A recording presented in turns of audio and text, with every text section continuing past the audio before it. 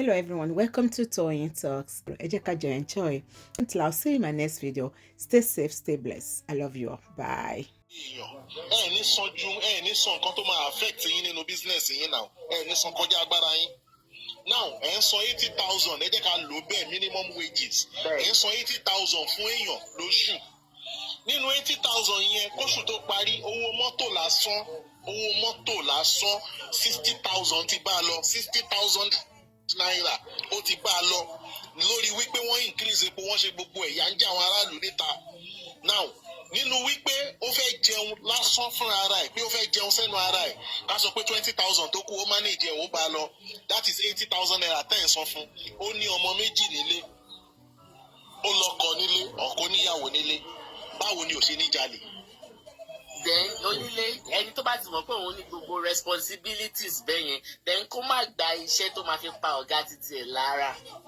torí ẹ̀ náà ni wọ́n ṣe fẹ́ ṣiṣẹ́ yẹn ìdí tó ṣe fẹ́ ṣiṣẹ́ yẹn náà nìyẹn. sọ pé wọn ò fẹ́ ṣiṣẹ́ mo ní people are not ready láti ṣe guarantor fún yàn I'm not saying ọmọ àjẹbí ìgbà gbogbo náà ṣàṣetán secondary school tó máa ṣetán àwọn iṣẹ́ tán ọmọ secondary school tó ń ṣe tán kó tó di kó gain admission and all that àwọn iṣẹ́ tó máa sáré lọ ṣe àwọn iṣẹ́ tí àwa náà ṣe aṣáṣe gbogbo iṣẹ́ yìí náà àwọn iṣẹ́ kékèké ìwọ tó bá sí lára tó fẹ́ tà wàá mọ tó ṣe máa ṣe àwọn iṣẹ́ kékèké àwa náà ṣáà ń ṣe nígbà yẹn I know what I'm talking about I'm not saying it is good as tí gbogbo ẹ̀ ṣe ń lọ yìí Ọlọ́run á bá wa rí. The point is, àbá ní British passport lẹ́ni, àbá ní Kenya passport lẹ́ni. The point is, ilé wa náà ṣì ní ilé wa. Me, I like Nigeria. Nobody can take that out of me. Nobody, mama, dúró níbi tẹ́ dé yẹn. Ẹ̀yin sọ pé like Nigeria ni nobody kò sẹ́ni tí ò love Nigeria. Àwa tá a wà ń lo òyìnbó gan, a lè bí ìlú yẹn ṣe bàjẹ́ tó, a lè get over it. Ká gbàgbé ẹ̀, a gbàgbé ẹ̀ rí. Ìyẹn mi pa love ẹ̀ bẹ́ẹ̀ kó lè work láriwo tá à ń pa kò work fún anybody the country is not working for anybody àwa gan love ìlú yẹn la ṣe invest síbẹ̀ la ṣe lè let go ẹ̀yin like ẹ̀ ni àwa love ẹ̀. nǹkan tí sẹ́ńtì náà gbogbo àjọ ń sọ torí pé I love ẹ̀ yẹn is all of us gbogbo ala máa make it work okay ẹ jẹ́ kí n fún yín ní one example just one example níbi tí mo wà yìí. Colleague mi kan níbi iṣẹ́ ó kàn débi iṣẹ́ ní last week wọ́n á sọ fún mi pé wípé wọ́n fún òun ní lẹ́tà and all that kìnìún kan máa ní àwọn fún lẹ́tà kí ló ṣẹlẹ̀ ṣé mo pé every Thursday náà máa ń gbé ilẹ̀ wa níbí báyìí náà máa kó lẹ̀ wa ẹ ti understand náà máa gbé recycling wa everything ṣé ẹ dẹ̀ mọ̀ pé kò tún ṣọmọ kíní o kò ń ṣọmọ Nàìjíríà o ọmọ Spain ni ṣé mo pé ó dẹ̀ gbé black bin kúrò nínú ìṣẹ́yà kí n gbé black bin kí ló fẹ́ mi gbé black bin kúrò nílé mi bíbá kí n lọ sọ sórí street. So people and their character and their personality ó dẹ̀ lọ sọ sórí street unfortunately for her lẹ́tà ọkọ ẹ̀ envelope lẹ́tà ọkọ ẹ̀ wà nínú ẹ̀ òun náà fi mọ̀ pé àdírẹ́sì wọn ni báàgì yẹn ti wá ẹ mọ̀ pé by the time tí wọ́n máa fi rí lórí street wọ́n á tu wò tó bá rí nǹkan kan tó lè fi sọ pé nígbà ìlú fi síbẹ̀ of course ìyẹn ti lọ nìyẹn but wọ́n lẹ́tà wọ́n dẹ̀ kọ́ sí lẹ́tà yẹn pé a rí lẹ́tà ẹ̀ nínú ẹ̀ you know pé wọ́n á béèrè lọ́wọ́ ẹ̀ mo ní why will you even throw ìdọ̀tí lásán pé nylon lásán sáàrin títì ká máa sọ pé o gbó odidi black pen ó lọ jù sí títì ó lóun fẹ́ sáré dọ́jà ọkọ̀ mu wọ́n ní pọ̀ ó ní kíní ó ní black pen ńlá níwájú yẹn you should just drop it there and go you know so àwa gangan this thing cherry èmi ẹ mọ̀ pé èrò pọ̀ tó máa ń wò wá so I don't really like talking online anyways but ìwọ̀nba tí bá máa sọ I like to preach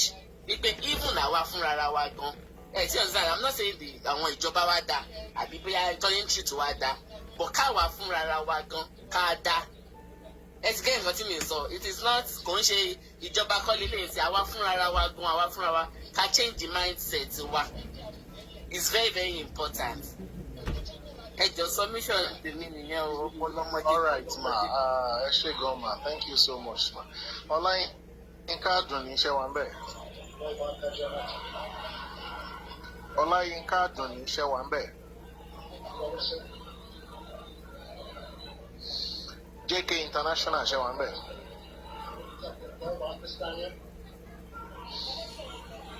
JK International ṣe wà ń bẹ̀. Kí ló dé? Prince Adédayọ̀ ṣe wà ń bẹ̀ sà. Hello, hello, panelists. Yes sir, ẹ ká sùn sà, ẹ bá wa sọ̀rọ̀. Oriyomi and SARS àti tó ṣẹlẹ̀ ní Ìbàdàn yìí kàn fẹ́ chipping sí. Because these people, we have law that's governing our country. And in criminal code, section 344.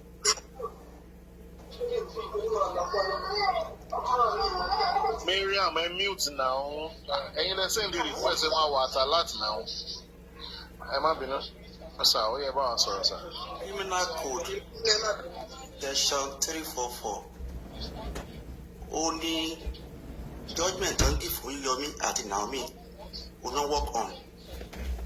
In each tó wá ti kan pé tó involve loss of someone. Prince. Just criminal code, what does it state? Can you tell us the particular statement? What does it say? The criminal code, that you tell code for answer. Please. Has he gone? Probably wọ́n wà on call or something. Can't hold blood. Prince ṣe wà ń bẹ̀ sà.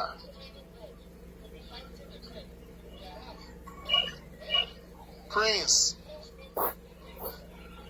Wà ń bẹ̀ bó sọ̀rọ̀.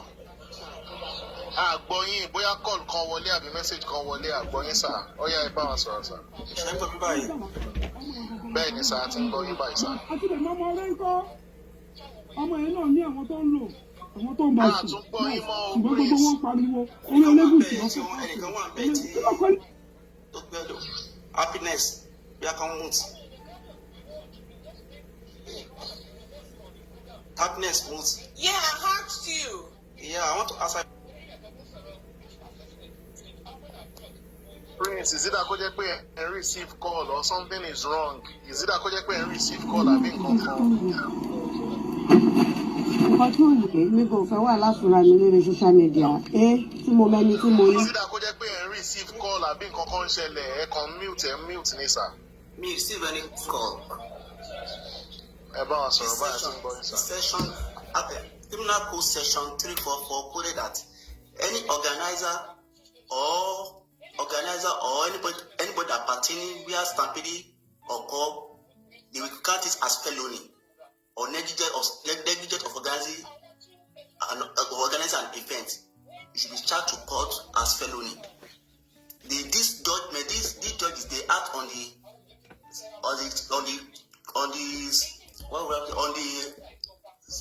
Criminal Code Act 344, which is law of Nigeria. Judge of Oriyomi àti Naomi yẹn to me èmi ò rò pé judge yẹ pé kò yẹ kán fọ́ ní kò ní àpéjọ máa kó jẹ́ let me land first, let me land. There is no human face in giving judgment in court. The judge given to them was based on what was written in the Nigeria Constitution, ACJ 344 section. You can go and see what happened there. That's what the judgment is based on.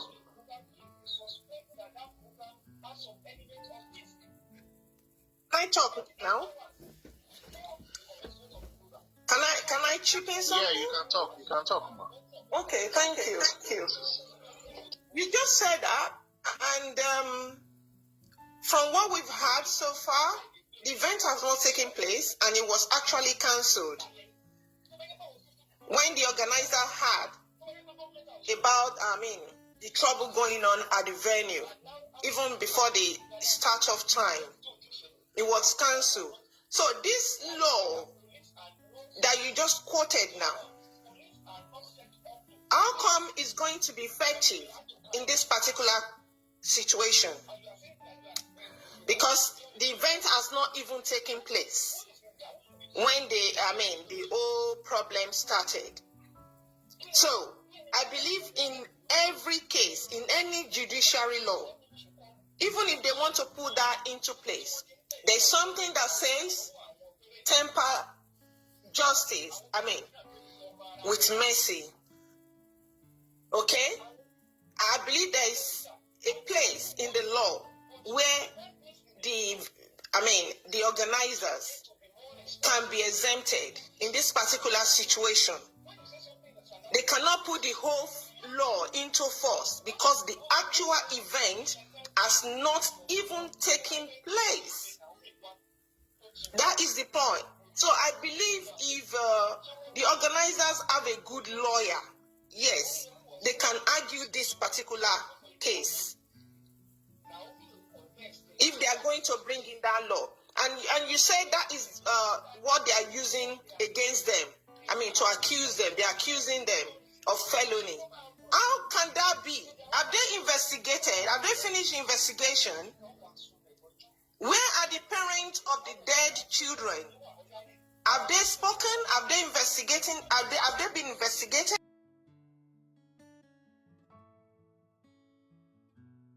To put their children's life at risk. They were supposed to care and look after those children. So, how come the organizers would be the only one responsible for this act? So that is my own thing there. If Nigeria say they have a law, then they will be able to use their law, in a fair way. Not that they will be picking and choosing law.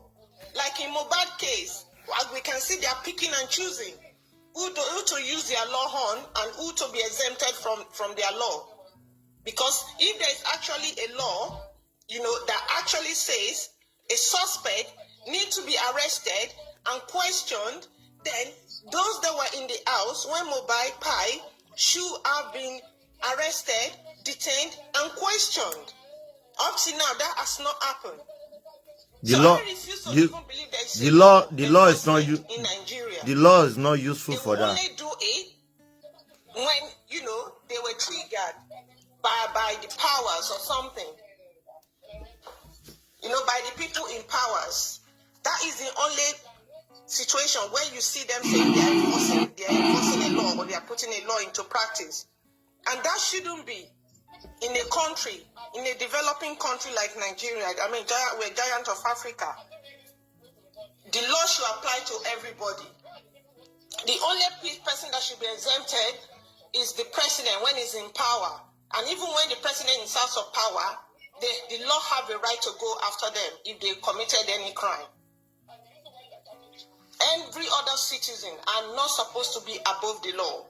So now, the culprit of Mohbad case, as we can see, what they are telling us is they are above the law because the law is not being used against them. But in Oriyomi and Queen Naomi's case now, they've been arrested over 24 hours, they've been questioned, and they have not been released. So you are just telling us now they're accusing them of felony. So we don't even know what is going on. So that is just my own submission on this particular case. On this issue, really, they detained them for 24 hours. On Tuesday, they were charged to court, and court charged them to remain them in Agodi prison. Not they are still under police now. They are in prison, not in police custody. I want to prevent that one. Okay, so they've been sentenced. Yes. Is that what they're saying that they're in prison now? They're sentenced them. Yes. They are not being sentenced by court. They haven't sentenced them. They just keep them in remand. They just keep them in remand until further notice. That is not fair, honestly. At all. I'm sorry. That is absolutely not fair. It's barbaric. I don't know. It's only in Nigeria that I know that some people, they will use their law for some, and some people are exempted from the law. It's ridiculous. It is ridiculous. It is is ridiculous. I mean, it's just ridiculous. Thank you.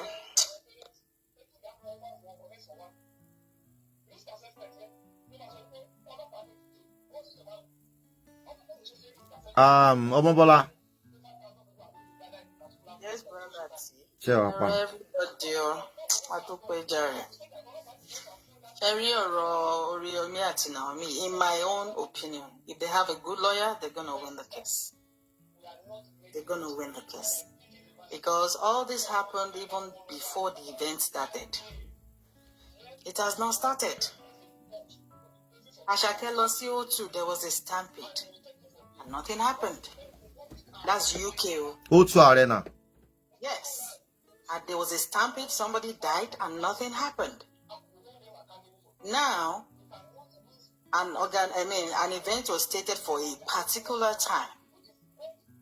A time was given to the security officers to arrive. That time has not even come.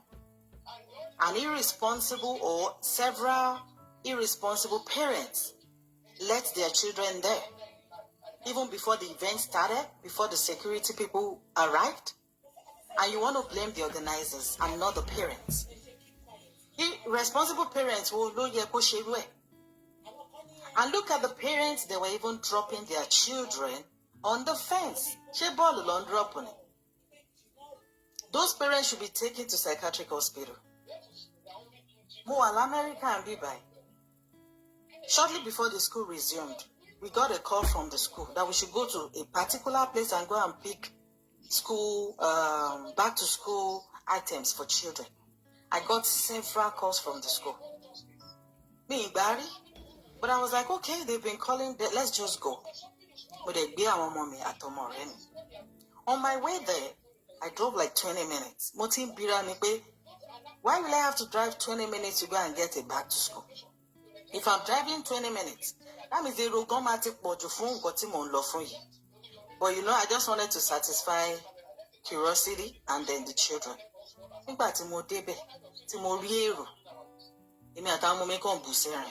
Nobody is stepping out of this car.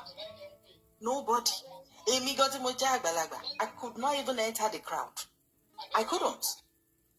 And then we drove round, and then we turned back home. But there's money, sorry, I love forward back to school. I wasn't even afraid of stampede because there might not be, there was space, but the crowd alone, what if I had to waste 4 hours, 5 hours waiting there and eventually it didn't get to us? Why? Why the stress? Because what is stress God forbid will I forgive myself? And I went back home. Now, you call yourself a parent. You took your child a day before to go and sleep on an open field. What if something else had happened to them? Even before the event started. See, I'm Oriyomi good lawyer. Malai, they should win this case. Because it's like me calling you for an event. Okay, event in this also venue. What's my business with that? How does that affect me? I've given you a stated time to get to your destination or where I'm having my event, and you came before. If something happens to you before or after that time frame that I gave you, it's your business. For me, I believe if they have a good lawyer, they should go scot-free with us. Now, why do we have selective judgments in Nigeria? Similar thing happened in Anambra of recent. Another happened in Abuja, Agbonkoko, Nepal. They are not putting any organizer in jail or remand. Why these two people? Why? Same thing happened in FRS. Do you know how many lives were lost? What did they do about that? Recently, same thing happened. And nobody was held accountable. To me, I think if they have good lawyers, they should have as many lawyers as possible. And they should go scot-free with this. Now, you are putting them in remand. What about the parents that treat their children over the fence? You're not even talking about those ones. You're not even asking them questions. You're not even calling them. Now you are arresting organizers that were not at the venue before the event started. You are remanding them. But in the case of Mohbad, the people that were in his house when he passed were left untouched. Can you see how selective judgment they are passing? You left those ones untouched. Àwọn tó organize the event, time event ò tí tó tán gbọ́ pé wàhálà ṣẹlẹ̀ tán tún sáré jí débẹ̀. You are now holding those ones accountable, but you're not holding irresponsible parents accountable. Ìgbà tó yẹ pé ẹlòmíì tí ò tó ọmọ kan bí ábí mẹ́jọ. You can't even cater for the children you're having. And I know we have terrible governments, but then let's not forget that we have a government out of our citizens. Our government is as good as our citizens. Yes, few Nigerians are good, but a lot of them are terrible. Why don't you have people to tell you in the first place? Wàá pe irú mi pé kí wá gba $100. Ó tẹ̀lé rí mi bẹ́ẹ̀. Ó ṣe pé mo yó.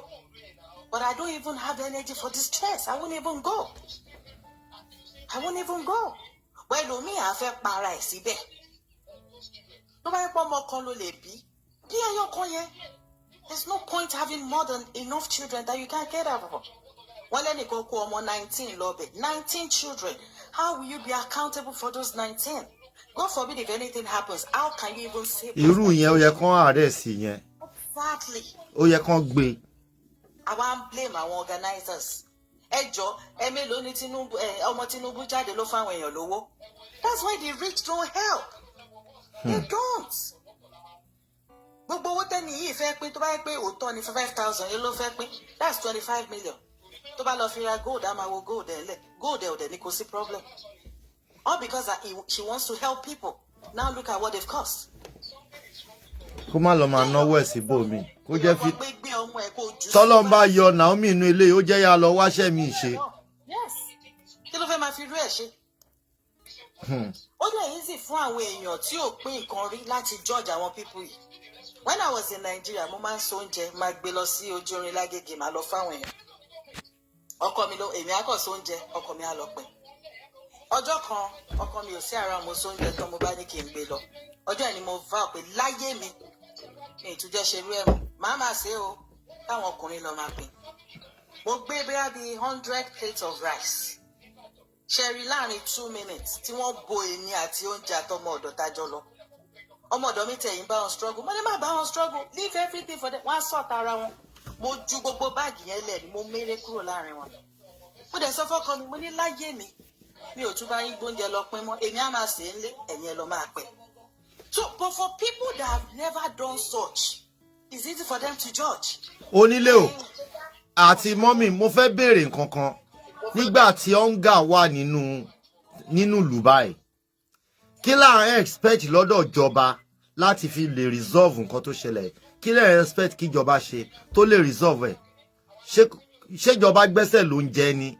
Àbí ìjọba ò pín? Brother Lati, let me quickly answer you. Ní ọ̀nà tẹ́mi mọ̀. Nigerians are not lazy. Nigerians are lazy.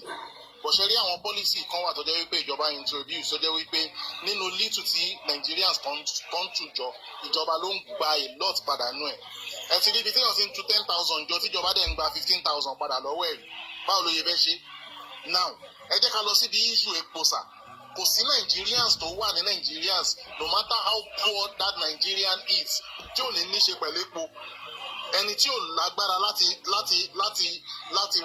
lo nǹkan tó jẹ́ epo 10,000 ó máa wọ mọ́tò. Tí ò bá tiẹ̀ lo generator ká gbàgbé pé olówó ló ń lo generator á ṣàwọ mọ́tò lọ sọ́jà lọ ra 1 or 2 things kò lè fẹsẹ̀ rìn lọ sọ́jà náà. Owó mọ́tò gan ti ju nǹkan tó fẹ́ lọ rà lọ́jà lọ. So ọ̀nà tó fi ń gbà padà lọ́wọ́ wa ó ti pọ̀ jù tí epo ṣẹ́rí nínú gbogbo nǹkan tá à ń sọ ìtàn bá regulate epo tépo bá padà sí normal ó sì máa rọ Nàìjíríà ó máa rọ̀ wá lára jù báyìí lọ. Ìnira yẹn ti pọ̀ jù ní Brother Lati. Ìnira yẹn ti pọ̀ jù. Kò sí Nigerians kankan tó lè sọ wípé tó jẹ́ lower class tó lè sọ wípé òun save 1 million naira from January to December táwa náà ẹ̀. Báwo ló ṣe fẹ́ ṣe? Salary ẹ̀gán ò tí tó sì jẹ́ gbèsè lé salary ni à ń bọ̀ sí pé ó lóun fẹ́ save níbo ló ti fẹ́ rí. so ibi tẹ́mi rí pé ìjọba ti ń ṣe wá kò ń ṣe pé wọ́n kó oúnjẹ kúrò nínú ìlú meanwhile oúnjẹ tó fẹ́ lọ rà yẹn náà ẹni tó lọ ra oúnjẹ tó fẹ́ tà ní ọjà kò ní gbèrú látòkó kó máa fẹsẹ̀ rìn bọ̀ mọ́tò ló máa gbé òun náà di ọjà ìyẹn náà ti wò pé nígbà tó ń fẹ́ kó ọjà 20,000 wá sọ́jà wá tà tí mọ́tò ń gba 15,000 lọ́wọ́ òun ò ní choice ju kóun sọ ọjà 20,000 ju di 45,000 mọ́ wa lọ́wọ́ á bá gbé price lọ sókè nígbà tá a dẹ̀ ní jẹ yẹpẹ̀. ẹ ṣe sà. You make sense. That is that about that. What Tony sọ yẹn is very true. Èèyàn tó ti ń gba 100,000 salary láti bí 5 years ago tí salary ẹ̀ ò increase but tí expenses ẹ̀ ti wá wọ 95,000 báwo lẹ ṣe fẹ́ kó survive? Companies are not increasing money but expenses is going up and nothing is being done about it. Cost of living is higher than what people are now earning. So nǹkan tó really fa problem yẹn and epo is a big problem in Nigeria. Tówó epo bá ti wọ́n, it will affect every sector of Nigeria and everybody in Nigeria. And epo yẹn ni government dey refuse láti bring down. That is refuse, exactly. And now this is a country tí ò ní stable electricity. Hold on, one more. Everybody relies on fuel to survive. Electricity ò sí. Mo mọ iye èèyàn tó ní bakery tó ti close down bakery wọn. Gbogbo àwọn tó ń bá wọn ṣiṣẹ́, wọ́n ti dá gbogbo àwọn yẹn sílẹ̀. You can imagine how they are making life miserable for people. But they don't really care. They don't. All right. All right. Ẹ ṣé gan. And chocolate àbí kí lẹ ń jẹ? Ẹ kú ètò sọ. Ẹ kí gbogbo ẹ̀yin tẹ́ ti ń sọ̀rọ̀ látàárọ̀. Ṣé rí problem Nigeria? Àwa náà la máa solve ẹ̀ fúnra wa. They play. Okay, ó ní sá. Ṣé rí ńgbà kan tẹ́lẹ̀tẹ́lẹ̀ local government máa ń fún àwọn àgbẹ̀ ní fertilizer tó máa ń tà fún wọn ní cheap price. Ṣé yẹn sá? Nàìjíríà a kì í ṣọ̀lẹ alẹ́ dáko. Ṣé yẹn sá? So láti ìgbà tí how many years nísìn local government ó lẹ́ni tó ta fertilizer fún àwọn àgbẹ̀. Ìyẹn ò sí mọ́, that is one because àwọn àgbẹ̀ náà ló ń produce nǹkan tá à ń jẹ. Number two, ẹjọ́ kí ni nǹkan tá a fẹ́ Nàìjíríà tí ò sí? Kuwait kí náà ní epo, Qatar kí náà ní epo, epo kan náà làwọn náà níta tó ní jẹpo lọ, ẹjọ́ kí ló dé tí yà ń jẹ wá? So if you are talking about the government, we need to everybody we need to face the government. Èmi máa ń sọ ní gbogbo plan máa lọ, mo ní ìlú tí ẹ lọ wò dáadáa, ìlú tí ẹ̀jẹ̀ ò bá tí ì ṣẹ̀ sílẹ̀, can fight for their freedom. Ta ló wá fẹ́ wéṣẹ̀ ẹ̀jẹ̀? Máa ní sùúrù sá, ẹ ní sùúrù sá. Kẹ́rí ìlú tí ò bá tí ì fight for their freedom, wọn ò ní mọ useful of the citizen. Nigeria fight for freedom, wọ́n fún wọn freedom ni. Tó bá jẹ́ kí wọ́n fight fún, tó jẹ́ kí wọ́n jagun tán gba kíní yẹn, àmọ́ tó ṣe máa take care citizen wọn. Tí citizen máa jẹ ìyà, táà ní máa jẹ ìyà. What are we suffering for? What are we? Kí la ní? Malaysia, kòkó wa, tán kó lọ bẹ̀ níjọ́ kìíní àná, làwọn fi ń ṣòwò for now to today. So ẹjọ́ kí ni Ọlọ́run ò fi bless Nàìjíríà? Jẹ́ pé àwa iná làwa jẹ́ pé ọmọ kékeré wa àtàgbà wa ebi ni àwọn politician yẹn tó dá sí gbòòrò tó fi ń ṣe ìyà fáwọn ènìyàn. Àwọn tí ò tó wọn tó half àwọn tí ò ní tó yẹ ká face wọn. We need to face them. A ní láti gba ara wa kúrò lọ́wọ́ wọn ni. Ká gbépo wálẹ̀ fẹ́ gbépo epo wò lé wálẹ̀ unless tá a bá face wọn. Wọ́n ní tá a bá súnyàn kò gírí a máa ń yíjú sí wọn yẹ ká. Àwọn ṣáta ló máa ṣíwájú irú ẹ̀yin tẹ̀ ní àtìbáyé tẹ̀lé nírú àdíà báyìí. Ẹ̀yin gbẹ front ká tẹ̀lé yín náà. Ẹ rí nǹkan tó máa ń ṣe àwa àjàjà àwa ọmọ Yorùbá. A máa ń tan àwọn èèyàn síwájú ni. Àwa sàkúrò. Ṣé rí nǹkan tó lè máa jẹ́ kí ọ̀rọ̀ yìí kó ṣe ní pé Hausa o, Yorùbá o, Igbo, we need to come with a one voice. That is how Nigeria can be great.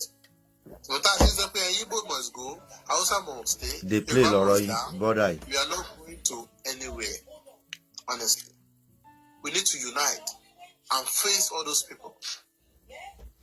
Igbo àti Hausa lè unite. Yorùbá ò lè bá wọn lọ, Yorùbá ò lè bá wọn ṣe nǹkan tẹ́ ń sọ yẹn. Ọ̀dàlẹ̀ ní ilẹ̀ Yorùbá lọ́mọ Yorùbá. Hausa lè cooperate, Yorùbá, Igbo lè cooperate bẹ́ẹ̀ Yorùbá. Èmi á wá gbàdúrà kan tán mi. Èmi á gbà kan tán mi síwájú. Tí máa wá wẹ̀yìn tí mi ní rí Yorùbá kankan mọ́ lẹ́yìn mi.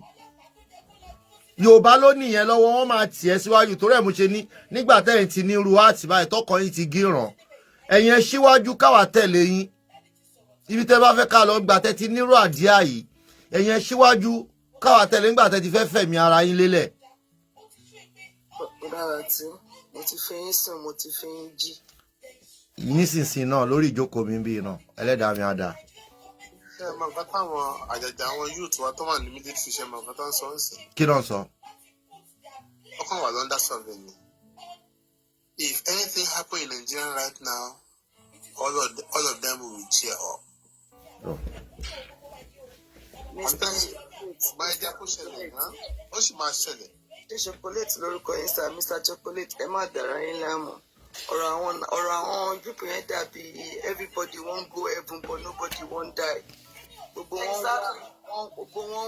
wọn wá freedom but nobody is ready to lay down his or her lives. That's all I'm saying pé ta ṣẹ́yìn tẹ́yìn bá ti ready ẹ jẹ́ káwa tẹ̀lé yín. Èmi ò ready, bídọ́lá tí èmi ò ready. Èmi gan ò ready. But the thing there is that ma'am, tó bá dé level kan tó bá tásìkò. Brother, chocolate ṣó ti gbọ́ báyìí. Nobody is ready now. Nobody is ready. Yemi Osis, happy Boxing Day, man. Yemi Osis, welcome on board. Tó bá tásìkò. The time will come. There will definitely be a revolution, and there will be no revolution without blood. There is no because I just want to make that you are already by Golataro Timothy. I just want to make my submission. Only leisure is better to me. I just want to make my submission. For that lati. Down. Tó bá tásìkò sẹ́ àwọn èèyàn máa jà. Mo ti sọ lẹ́ẹ̀kan yẹn, and that's I'm corroborating what Mr. Chocolate said. Ní problem much. Our problem but what you carry over very, very infinitesimal to that of bad governance. Bad governance, bad leaders. Leadership problem in Nigeria ni Ọlọ́run. Other problems, wow. But leadership problem ní bá lọ tá bá lè ṣe bí àwọn bíi Ghana.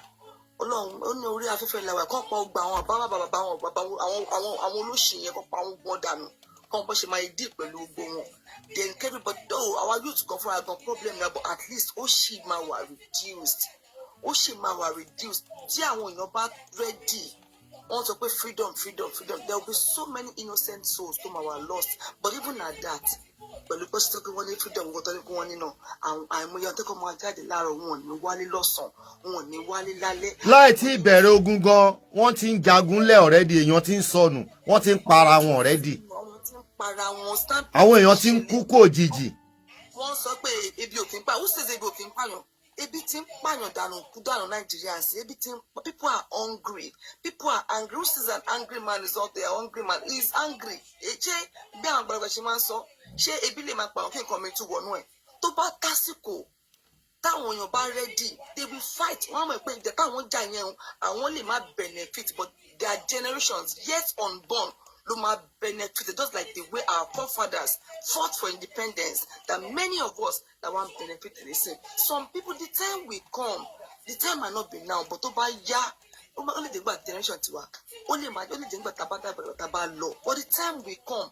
This suffering cannot continue. It cannot continue to stop. Oh, I shall know. You only let you drop in my comment section. Be more like.